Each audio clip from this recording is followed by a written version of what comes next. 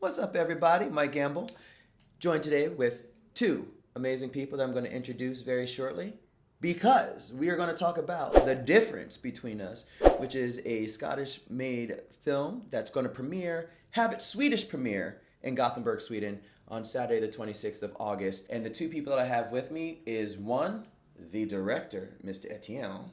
Yeah, Mr. nice. Etienne. Etienne, you pronounced it really well. Yeah, thank you. That's what I do. I'm excited to be here. I'm excited to be here, yeah. Thank you. I'm sitting next to you is Mr. Axel, who was the music supervisor.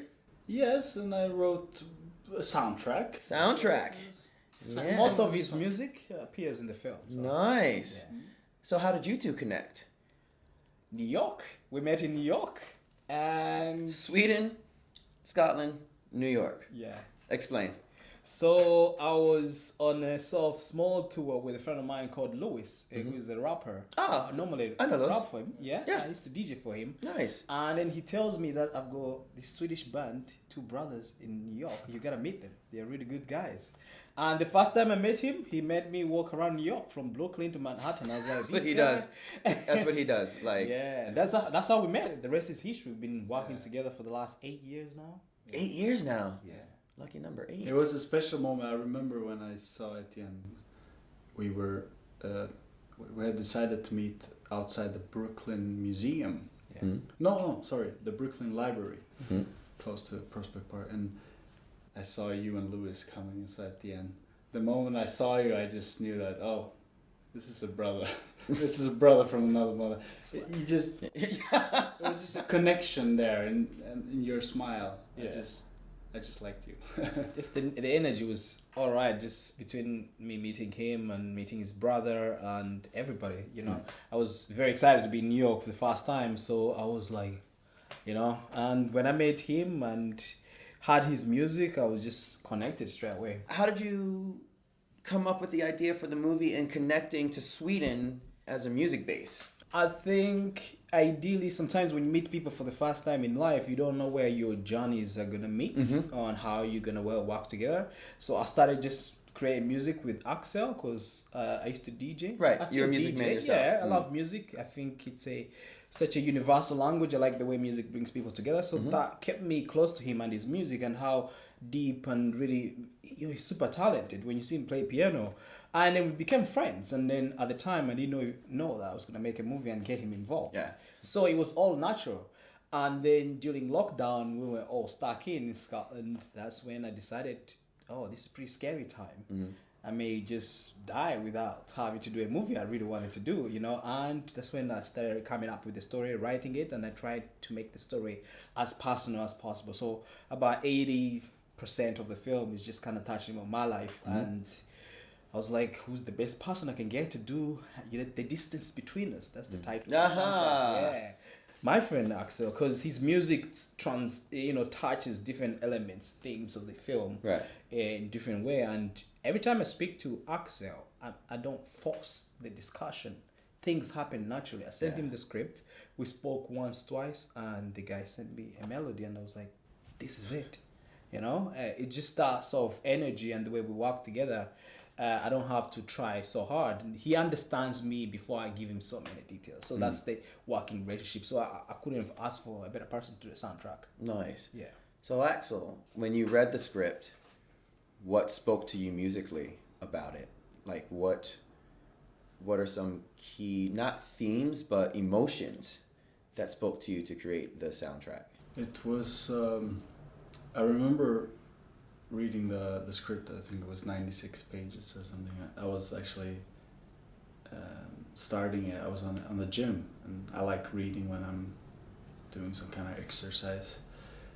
And that takes multiple coordination skills, just to work out and read at the same time. But continue. I don't.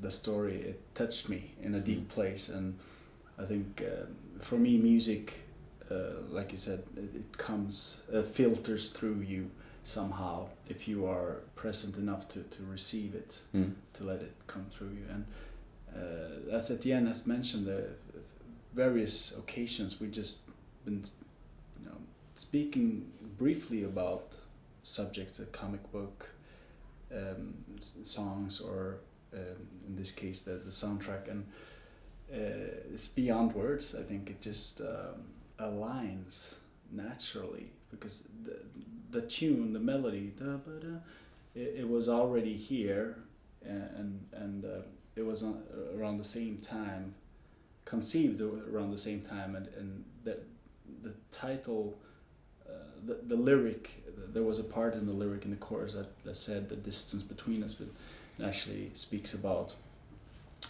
two souls that have been close to each other or at some point, but a gap has occurred, and you have drifted apart, and but along the road you realize that there is no difference between you guys. So it's a bit contradictory to the movie, the title, the difference between us. The song is rather trying to marry the differences, and realizing that there actually isn't a lot of difference between us. And we actually had a conversation about the title. I'm like, why is it so different from the film title? Then we spoke a couple times, sent each other voice notes, and he explained. I was like, okay, I see it now. And it made sense. Yeah. Because also, differences create distance between us. Exactly. And that distance, once you realize it, again, just like differences, it doesn't have to be a negative. Yeah. Time and space gives us time to grow together, and then brings us back. Yeah.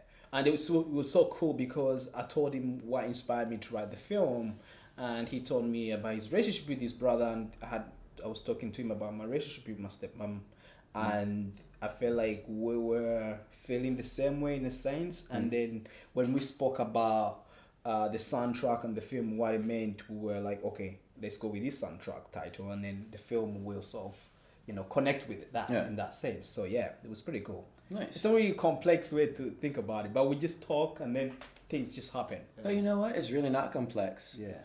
It's the energy. It's the energy. It literally gravitates to what it needs to gravitate to, and it comes together, and it's there. It is. That's it's it. Literally just. That's it. It unfolds. It's very beautiful. Yeah. So, is this your first time in Sweden? Fifth, I think. Fifth time? Yeah. Okay. How many times have you been in Scotland? I've been in Scotland quite many times. I lived there for a period. How long did you live there? About a year. It was pure brilliant. He's doing the accent. As a Swede going into Scotland, what was that difference like? Someone has said that Glasgow is the drunk cousin of Gothenburg. I think that explains a lot, actually. Now, what I instantly fell in love with in Glasgow is Sweden is quite similar. The diversity. It's such a beautiful spectrum of people from all over the world, and a very, in my opinion, they tend to be a bit happier than Swedish people. They're a bit more lighthearted and joking and kind. As you mentioned in the previous interview, Swedish people are very kind, but they are a bit more reserved. It's a bit harder to get it out, which I think they suffer from. I think for Göteborg, is how they pronounce it, Göteborg. Yeah. The first time I visited, I found myself as the loudest person in the room. And I was making jokes with Axel, and I'm like, and everybody was like, what's going on? Who's this guy? Who's this guy? You're laughing too loud. Yeah.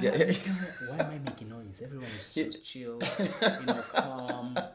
And then I just fell in love with it. Yeah. It's just different vibe. If you go in Glasgow on a Friday night, people basking, people, dancing and singing after we drink, And here in Gothenburg, they're drinking, but it's pretty chill, it's a different vibe.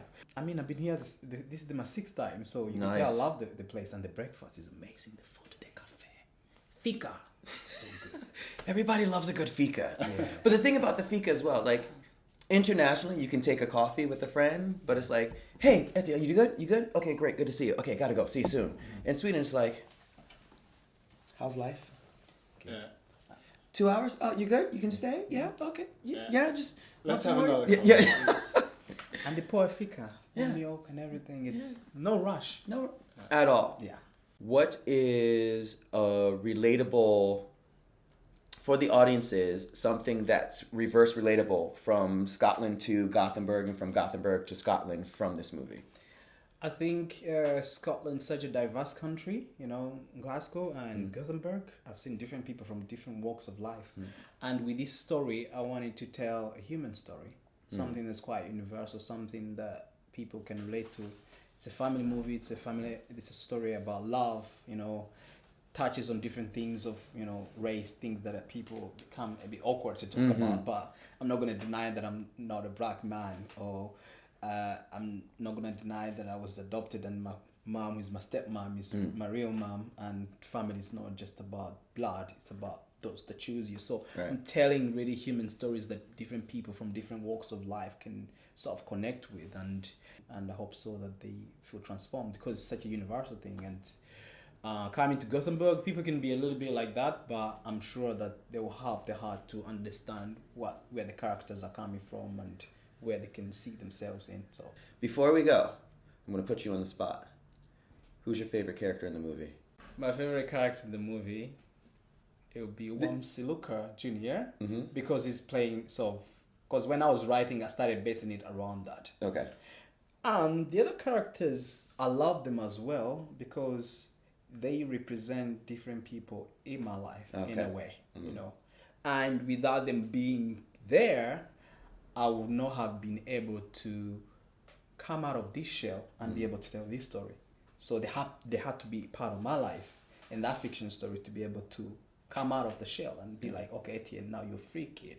Your real story is out. Now you have to embrace your family. So my main character that I love is his character, who's played by Siluka Jr., and the other characters are as important as him because they push him to become this thing. Right, without them, he doesn't go anywhere. Yeah. Speaking to a friend of mine who's an actor, I think he's done stuff for the BBC called Sanjeev. He's like, Etienne, we're doing podcasts. He's like, when you do your first story, make it personal. Yes. I think we've met just now. Your story is always different from my story, his story. So if you can show different perspectives of people's story, and hopefully people can understand, oh, that's why maybe Etienne is the way he is, you know. And so human story was something really important to me. I just don't want to do a film that I'm not passionate about, and this I'm really passionate about, and I'm just gonna keep pushing it out there, and hopefully the world can see it. Yes, the world is going to see it. Yeah. It is, again, the trailer is fire. So I know the movie's going to be fire. I know the movie is fire. It is fire. And I know the audiences are going to love it.